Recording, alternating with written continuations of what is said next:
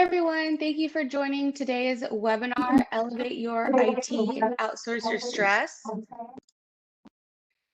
Before we get started, I just have a few housekeeping items.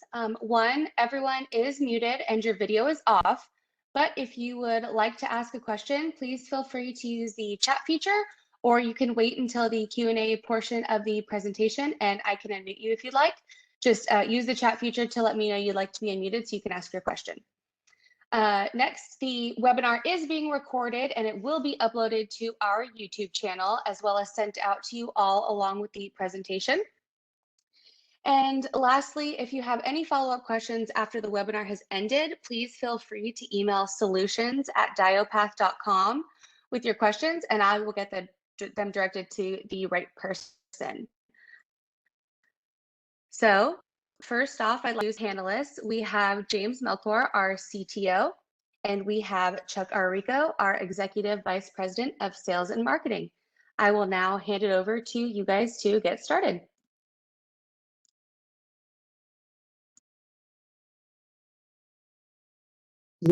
Well, thank you, Jordan. Good morning or good afternoon, everyone, depending on what time zone you're in. This is Chuck Arrico.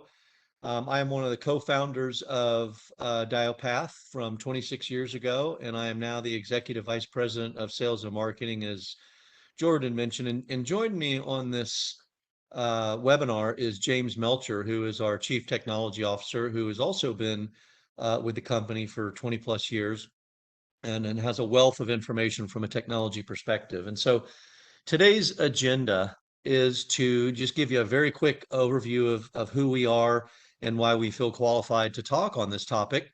The second is questions to consider when you're looking at how to reduce your stress and elevate your IT support model. As part of that, what are some IT adoption strategies that you could be considering and looking at in order to increase your maturity model of your IT support function? And then we'll also look at how to reduce risk. In today's ever cybersecurity increasing threat market that we live in today, we would be remiss to not mention how to reduce your risk from a security perspective as well. And we'll talk about that. And then lastly, what to look for in an IT partner if you're considering managed services or partial or full outsourcing of your IT function. What should you really look for? So we look forward for you to joining us on this webinar. We'll go to the next slide. Okay, a brief overview of DYOPATH. We were founded in 1996, so we've been in business for a number of years now. We support clients in vertical markets all over the country, government, education, energy. We have about a 65% commercial, 35% federal client mix. And I'll explain why that is significant on the federal side in a minute. We support clients in about 10 different industries in about 65 cities throughout the US, Mexico, South America, and Europe. We've got about 100 and a little more than 150 total technical certifications throughout the company with our staff and as a company as a whole. We are a top secret cleared facility with the US government. And basically what that means is that we are authorized to design, install, and provide ongoing continuous 24/7 support of top secret, and what they call SBU, sensitive but unclassified computing network infrastructures. And the reason that that's significant is that because of that certification, we are audited on a regular basis by outside agencies to make sure that we're maintaining compliance. So as a company, we decided to adopt those best security practices, not just with our federal agency customers, but across all of our customers at an enterprise level. And so everybody gets to benefit from those security practices that we use. And we, as a result of that, we have a 24/7 all US based advanced security operations center, which we'll talk a little bit about in a minute. So next slide, Jordan.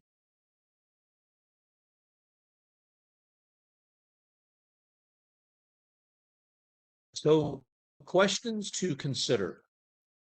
What technology do you have, and how do you want someone else to manage it, if that's something that you're interested in? We have obviously there's many clients that manage their own internal IT, but almost everybody that we know has some portion of their IT function being managed by some type of third party operator. So what technology do you think is appropriate to have someone else manage? And are you struggling with IT support adoption? How mature is your IT maturity model? And what kind of managed service model is right for you? And what kind of managed service model should you adopt based on your individual requirements? And then what proactive measures should you implement to help reduce your overall risk from an IT security best practice and an IT service delivery model? So those are some of the top questions that we're going to address in this webinar.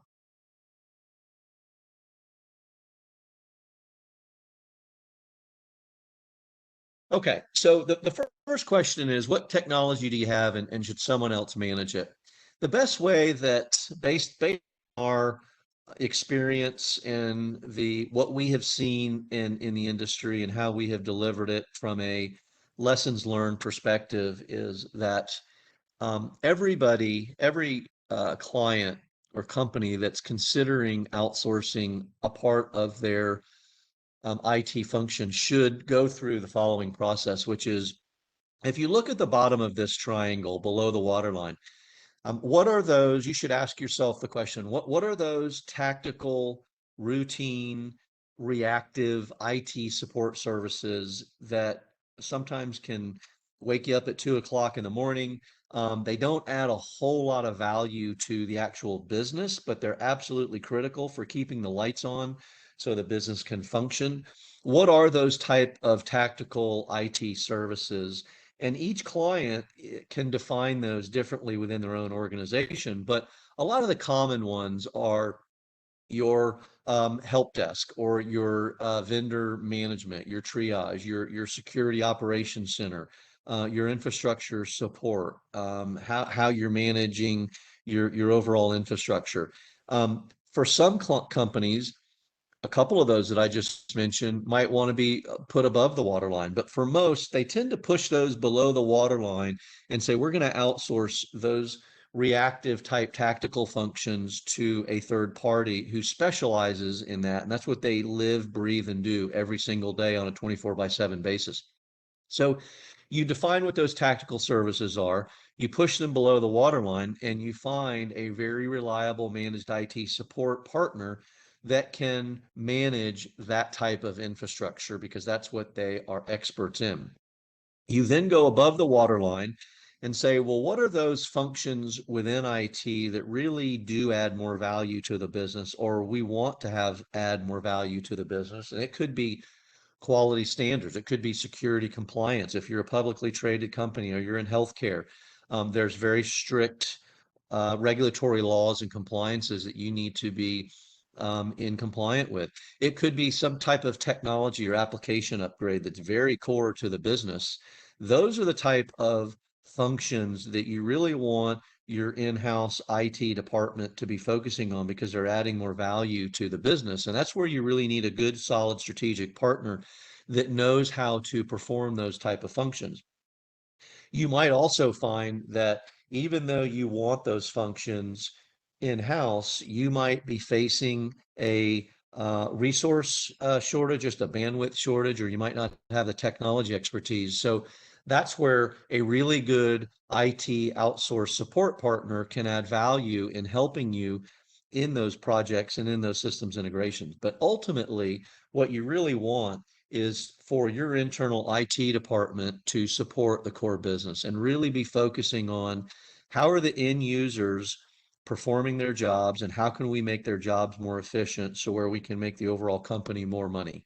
At the end of the day, IT really does need to be positioned to support the business. And all too often, we see just the opposite, where really IT is dictating to the business, and the business has to re-engineer the way they operate just to accommodate new technology, which is not the way it should be. So you want your IT function position to support the business. And in the studies that James has done over the years, we have found that if you look at a true IT support partner, there is significant value add and efficiencies gained as opposed to just a staff augmentation partner.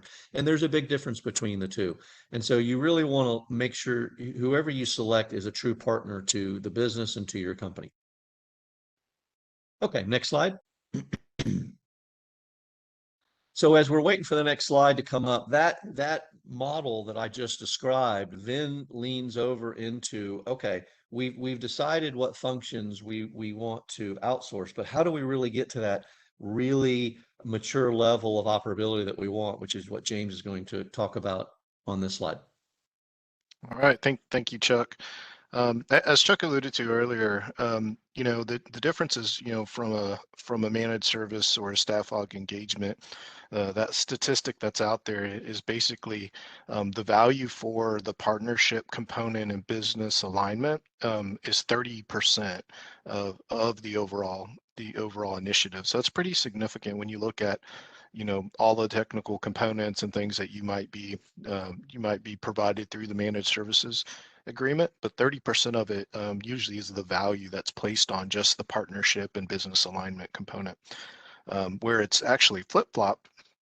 When you start looking at from a staff aug perspective, it could be as low as 10% or below, because really you're just looking at a person to do a certain function, but not really any value that's gained out of that above and beyond that certain function. So to jump to this slide, are you struggling with IT support adoption? So one of the biggest things overall for IT support adoption is really the overall IT maturity. As Chuck talked about, in the client engagement model, the things below and above the waterline, one of the big things you have to ask yourself is how mature is the overall organization, and where do we reside? And those things help drive things above and below the waterline. One of the big things is understanding where do you reside within the overall maturity model. 75% of organizations tend to be in that chaos reactive state. There's tons of factors for that. It could be, aggressive growth. It could be downsizing, and you still have the same amount of infrastructure to manage and things like that. So a lot of organizations find themselves in that chaos and reactive mode. The growing trend with security being a major part in organizations or to do business with other organizations is really forcing companies to look at themselves and understand where they reside in that overall IT maturity model, and how they should adopt technology, how should they go about it. And that's another reason a lot of them are looking at managed services providers, because they're saying, how can I accelerate quickly into these other areas or the higher up that maturity model, to be proactive, to be a service type based company, to really drive value into the business and not be a hindrance or a cost center to the business, right? So one of the main things to look at, from a managed services provider is, is the overall onboarding, component of it. Looking at what services can be offered through there. How can they immediately impact the organization to take them into or from reactive to proactive, and then from the business alignment and partnership alignment piece, how forward thinking are they and how much can they ingrain in our business to provide ideas to make it more of a service, IT as a service, and then really how can they help the initiative of really driving value into the organization. And there's tons of ways to do that, of course, through automation and other things as well. But really, I think it's really key to make sure that you have the right partner in place and not just a provider or a vendor, because really the technology will solely be what things will be looked at. Really, I think it needs to be more of a programmatic type of view, which take you into that service and value areas of the IT maturity model. Because of that, some of the main, sorry, if you can go back, there you go. Because of that, when you start moving and progressing through the overall IT maturity model, there's some major things that occur. One, risk and cost start to go down because you're getting away from the mindset of chaos and reactive.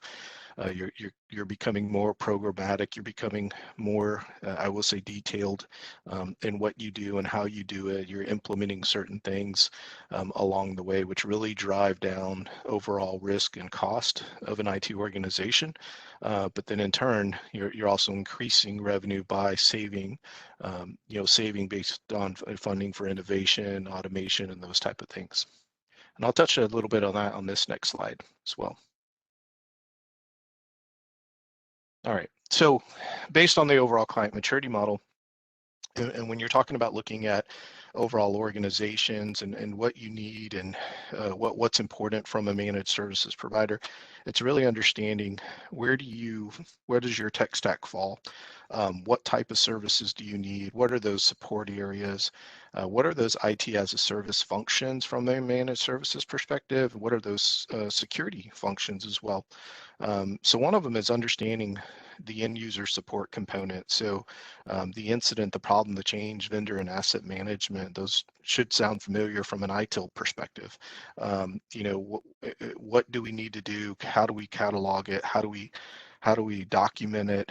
How are we managing our partners and vendors? And then also how are we tracking our assets? And all those things come together from an end user perspective, but also from an overall infrastructure perspective as well. The other major support areas are applications. So understanding what are those critical key applications that you have in your environment and who's going to own what, and really understand the dependencies between them, and the shared responsibilities between yourself and a managed services provider, or if the managed services provider is going to handle all of those items, right? So understanding what those key applications are, like your CRM, ERP, could be HR, operational applications, and any productivity apps like an Office 365 suite or M365 suite as well. And really understanding, again, do you want to play a governance role, or do you want to be more hands-on, or is it more of a really a co-management type environment for this level? And then you have your other major one is really your on-premise infrastructure. So, the connectivity, the compute, network, storage, backup, and DR services that you have for really that on-premise infrastructure, and understanding, that these are the components I want to outsource and to provide, or sorry, these are the components I want to have the managed services provider manage for me, and put policies and procedures and things in place to manage these appropriately to move through that maturity model as well.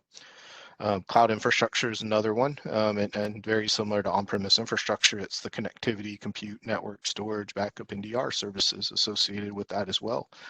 And really understanding, one, how all these support areas from end user support, application, on-premise infrastructure, cloud infrastructure, could be vendor as well. How do all these tie together? What are all the dependencies mapped? What are the proper escalation procedures? How do we catalog changes, events? How do we do vendor escalations as part of that? All that's critical to understand when you're looking at a managed services provider, and really outlining what do you want them to manage for you. To that point, those roll into what we call an IT as a service. And really, as an IT as a service, the difference, I will say, between managed service providers and pure staff aug, or even just difference between managed service providers, is a methodology of what do I need to do to make sure that these type of engagements are successful. And really, they should be structured from, I need to be constantly assessing what my environment looks like, where it's going, what needs to change. And really, that's the business alignment component of it. Then also there is the outside component of advising from like a VCIO perspective of what's going on in the industry, what could be impacting me, what are the security risks that are out there, what are the operational changes within the industry that you're in, and really understanding how that impacts the overall organization, as well as are there any mergers, acquisitions on the horizon that needs to be taken in consideration, and how does that change or morph the overall maturity model and really the tech stack for the organization. And then providing, the functions or the roles to to provide to support the support areas above, from like a service desk, a network support, infrastructure support, application support, cloud support, and then also supplemental engineering support as well. So really, there will be core services from a managed services provider, but there's always these niche services or projects or large initiatives that have a start and end date that you don't want to pull the managed services resources from the managed services to provide those type. And really, that's something that it needs to be asked when talking to managed services provider is, will the engineering resources be the same ones that are in my managed services group? I would always say you should be no. The reason for that is you don't want to impact any of your service level agreements. So usually those large initiatives that have a start and end date, should be provided by supplemental support outside of that agreement. And then the other major one is to move through that cybersecurity, or the client maturity model really is the cybersecurity as a service. And really it's a program, very similar. There's an assess component, a continual assessing of the overall environment. There's a vising component, one for threats, what are occurring in the industry, what's new, keeping track of any type of regulatory compliance that could be coming about, or like I like to say is compliance by proxy. So doing business with other companies that have requirements put upon them by if they're publicly traded, or if they're part of or if they're the federal government and you're providing services to them, or even oil and gas. A lot of companies have to comply with compliance because they're doing business with those. So how do you do that? So those are the advisory type services. And then there's the core components really of the vulnerability management piece. It could be identity, mail security, malware, EDR, mobile device management, and even SIM services. And then there's some key components with that is really like is the employee training component. So not just delivering the service, but also educating users on what is going on, what to look for. Could be training on why not to click on these type of emails, or what to look for as security vulnerabilities and different type of things like that. But then there's also a major component is documentation process that has to be a part of this type of service. Is as you mature and move up that IT maturity model, the documentation process is critical, not just for security, but for IT as a whole. And what you'll really notice is that they really start to, I will say, kind of combined the IT services and security. They really start to become one, very entwined with each other. And so the documentation process is very critical to understand, the incident, the problem, the change, the vendor, the asset management processes and procedures, the runbooks associated with applications, and the overall on-premise and cloud infrastructure as well, how you're providing those services and support, right? Especially if if that documentation is going to be utilized for any type of regulatory compliance, or really compliance by proxy needs. And then the other major component, very similar to the engineering support, is the regulatory support. So understanding, the regulatory support need is usually a function that, again, has a start and an end date, and you have to be certified or compliant by a certain period of time, but you don't really have the internal expertise to do it, or you might, but the individuals are too tied up on internal responsibilities where you won't be able to meet those timelines. So that's where you could bring in a regulatory support specialist to assist with that. So that's kind of that is the framework for the client maturity model, and the services that are critical to implement within an organization, and really understand what you have and what you need to properly select the right managed services provider. Jordan, can you go to the next slide, please? Okay. Chuck, I think So this now one that is we yours. have, yes, now that we have talked about the maturity model, we're going to move on to some of the proactive measures that you can use to help reduce risk. And like James really was talking about, it's not just about technology. It's also about your overall framework, processes, and procedures to really have a mature IT organization. And so some of the ways that you can use proactive measures to reduce risk is that this is a model that we have successfully used over the years, where it really talks about the business, and then it talks about the technical infrastructure, and then it talks about the support model. And we always, as a company, recommend that anytime you're looking at any type of technology adoption, whether it is emerging technologies or you're just trying to implement a mature support model, you must first always look at the business. You must truly understand what business is the business in? What's their core value streams? How do they generate revenue? How do they generate profit? What are the support functions that are associated with those categories? And then ultimately, what are the applications that are supporting those processes? What applications are the end users using to run that business? Once you fully understand that, then you can begin to look at technology adoption. That is the best way to reduce your overall risk, is because you always want to build a technology infrastructure around your application infrastructure and not the other way around. And again, as I mentioned earlier, so many companies have technology dictate to the business, whereas your application infrastructure, your processes and procedures should be defined.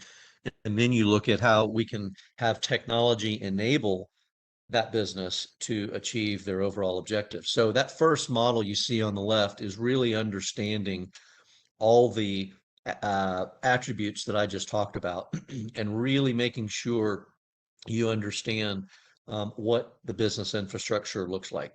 Once you've understood that, you can then look at and begin to assess the technical information model. Obviously, up in a perfect world, it's a greenfield environment. You can build it from scratch, and 99% of the time we don't have that luxury or benefit. But you can still look at what the business model looks like and then begin to either re-engineer or engineer your technical information model to make sure that you're supporting that application infrastructure properly. And that takes into account your standards and best practices. It takes into account the infrastructure design, the architecture, the network configuration, all those components that go into your technology infrastructure and how you're going to support it. Once you have properly defined that, you then need to absolutely make sure you have an airtight handover of that infrastructure from a transition perspective. And then once you've been able to define that, and you've defined your overall technology model, you then can look at building a optimized, excuse me, an optimized support model to support that infrastructure. And this ties back into what James is talking about from a maturity model. If you've got an optimized technical model, then you should have an optimized support model, because you've got more standards built into place, and you have more automation built in, and you should need less resources to support that infrastructure. So you then look at your support model and say, what is the appropriate support model? What percentage of resources or functions do I want to maintain in-house? What percentage of functions or resources do I want to provide to a third-party partner that can help us deliver on that maturity model that we're trying to achieve?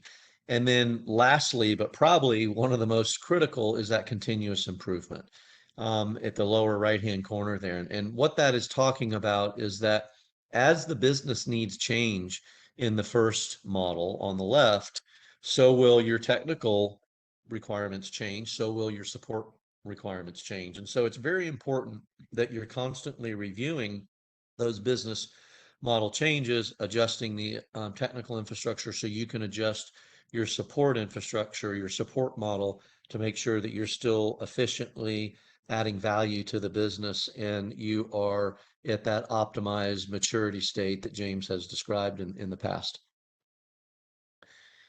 Okay, so now we'll go back to the next slide.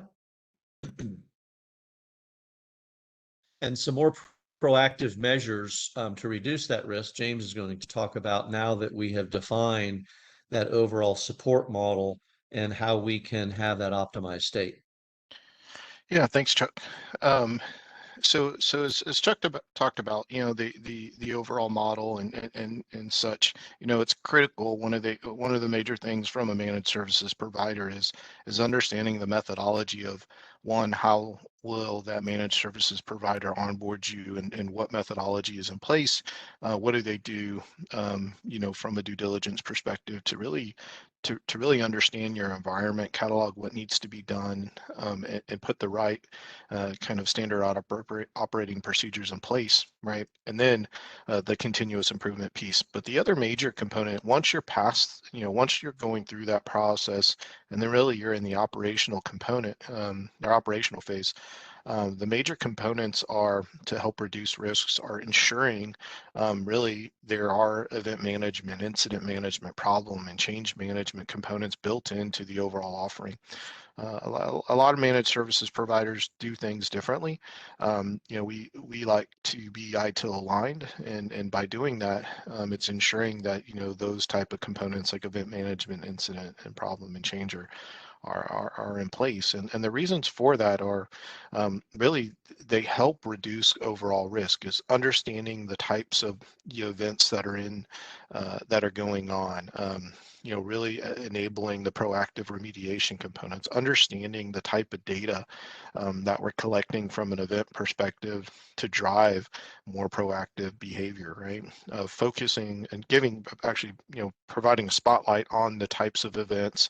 What do we need to reduce noise, drive down those types of events that could be occurring, and really using that as a mechanism to hone in the service to ensure that it is extremely efficient, that we're taking that data and we're not just being reactive and saying, oh, we fixed it, right, but not really ever fixing the overall issue. It's really to focus on making sure that we are not just driving down noise, but also or closing out events. It's also to make sure we understand what is going on. The other major one, like incident management, talked about reducing the business impacts of incidents, right? Understanding and get a good understanding of the overall incidents that are there, making sure that we have a good utilization of our staff to really gain efficiencies as well. And again, it's also the correlation of the data that's occurring. So what are those events? What are those incidents? How often are those occurring? Looking at those and being proactive. What can we automate? What can we not? What can we do to drive those incident counts down as well? What do we need to change within the overall infrastructure to ensure we're reducing the amount of incidents that we're seeing? Is another major thing. And then again, problem management, very similar. Don't want to be super repetitive, but you can kind of to get an idea of why we're looking at those different areas, right?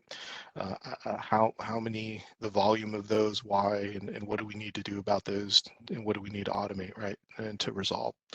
And then change management is a really big one from an overall, what do we need to do for cataloging the changes that we have in the environment?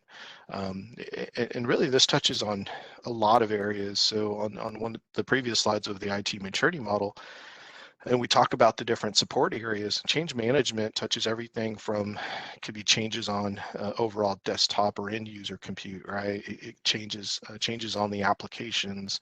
How are we tracking those, submitting those, documenting what we changed, the success, the failure of those, the remediation plan components of those, how are we deploying those, and really tracking all those type of things as well through that change management process, right?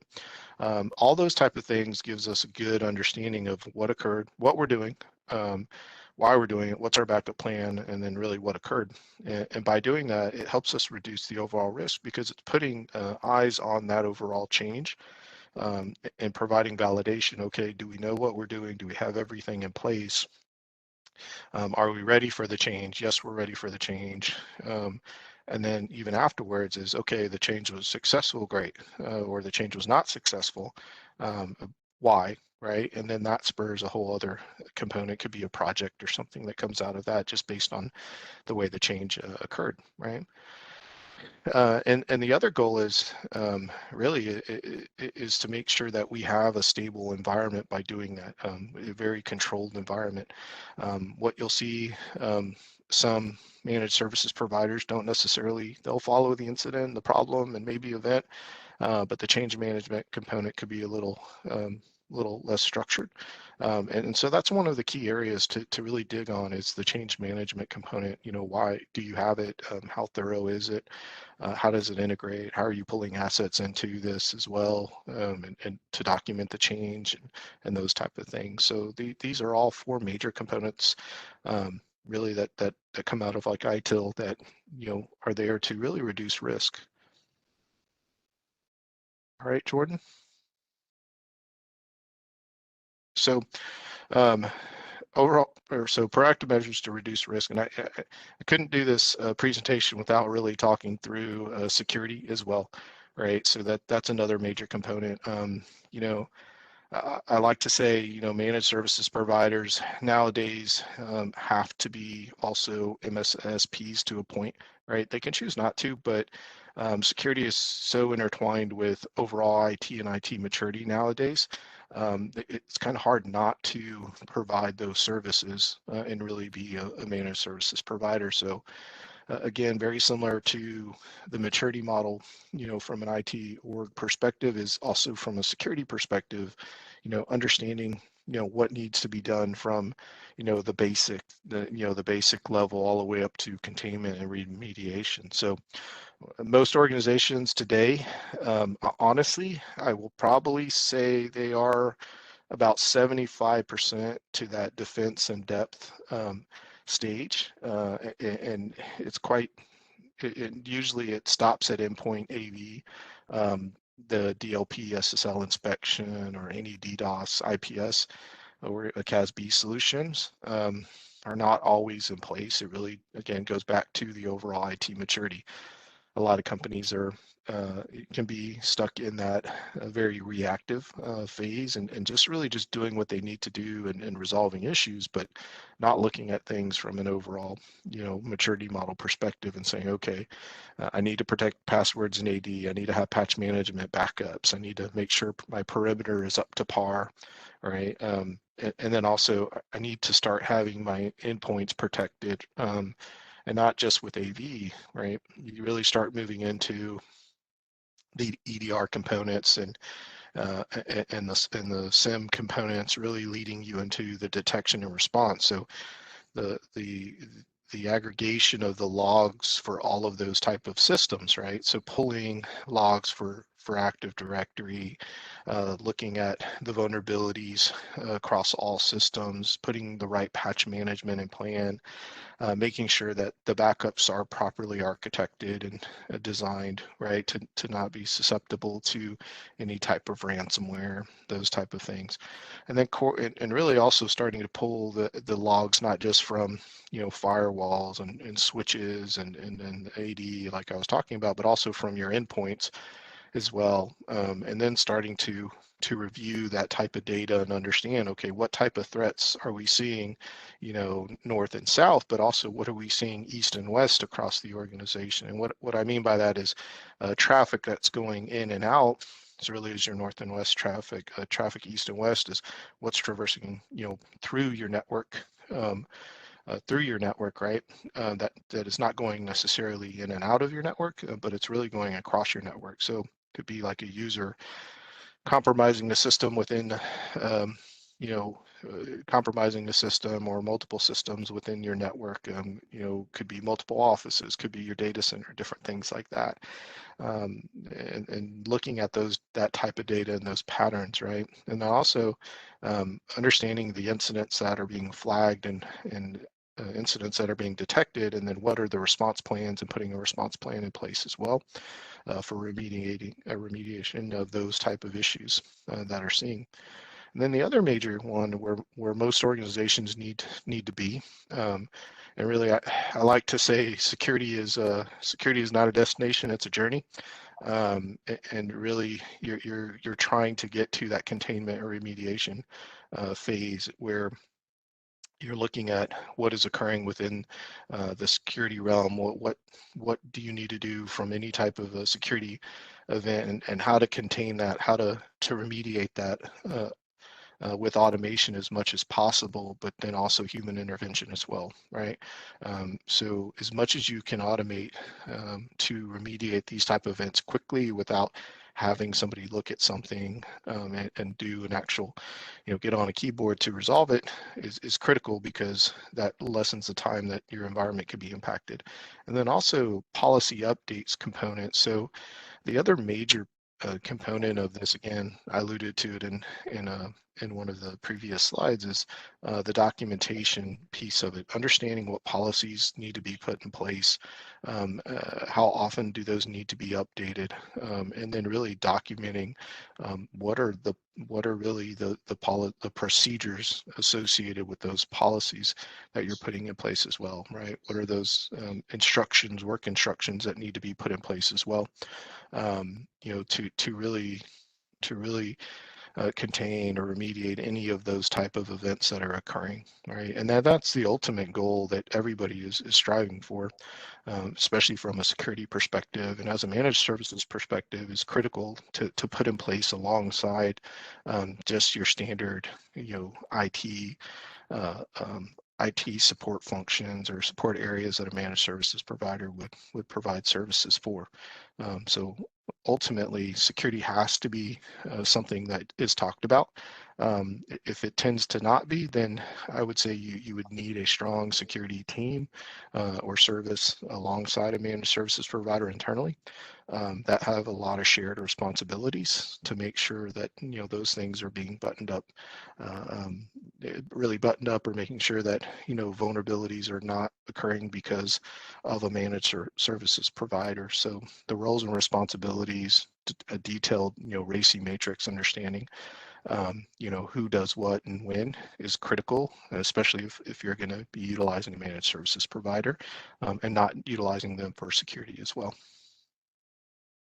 All right, Hey, Jordan. James, I'd like to Yep. just add a couple comments there, if I Yeah, might. not a problem. You brought up a good point. If you could go, but yeah, there you go. So the good news, well, in years past, security was always a technology discussion, and in the last couple 3 years, what we have observed is that security is now becoming a business boardroom discussion, which is good, because it needs to have ownership and sponsorship from the business. It can no longer be a technology conversation. It's risk avoidance, it's risk ownership, and that needs to be at the boardroom level, which is extremely important. And that last point that James just made about policy updates, one of the things that we see just in the last 5 to 6 years, most security breaches, well, not most, 53% of all security breaches that we have observed have happened within the organization. And most of the time, they're not intentional. Sometimes they are intentional. But the point is, security awareness and training is a significant part of security that most organizations miss as well. And it could be as simple as having posters in the break room in the kitchen. It could be as simple as having a security awareness and training once a quarter or twice a year. It could be your IT department sending out phishing emails to see if they click on a link they shouldn't be. And so just having that security awareness training, which is a very low cost investment, can really bring an additional level of security comfort to your organization. Okay, next slide.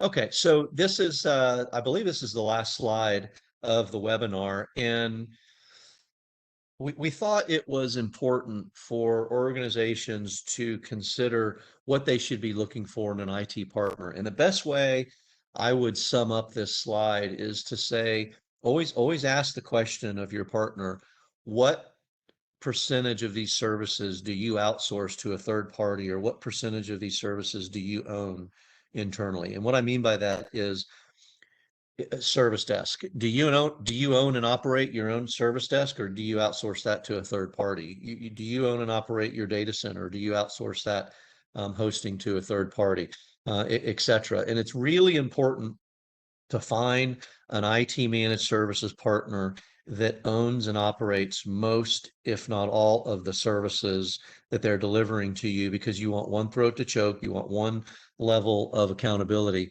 And so now there's some services like connectivity services where you're looking for just connectivity between a couple buildings or through the internet.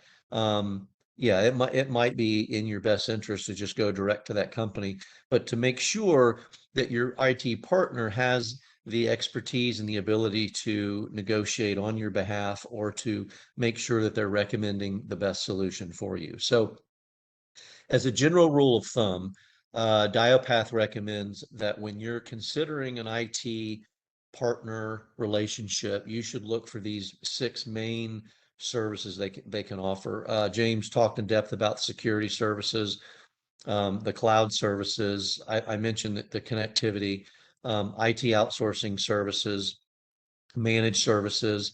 The only real distinction between IT outsourcing services and managed services is the blend of on-site resources versus all being 100% remote. And typically in an IT outsource, you can have majority, if not all, of your support resources on site at the customer, whereas in managed, it's a blended shared service approach where you have some on site and you have some from a remote standpoint in a NOC or SOC or service desk perspective.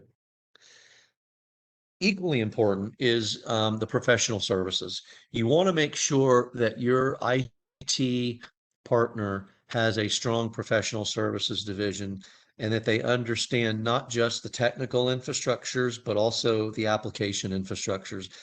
You may have noticed we've talked a lot about making sure that we're positioning IT to support the business correctly. And the only way to do that is to really understand the business, understand their processes and understand their application infrastructure. And so you want to make sure that your partner has a professional services division that has strong business analysts.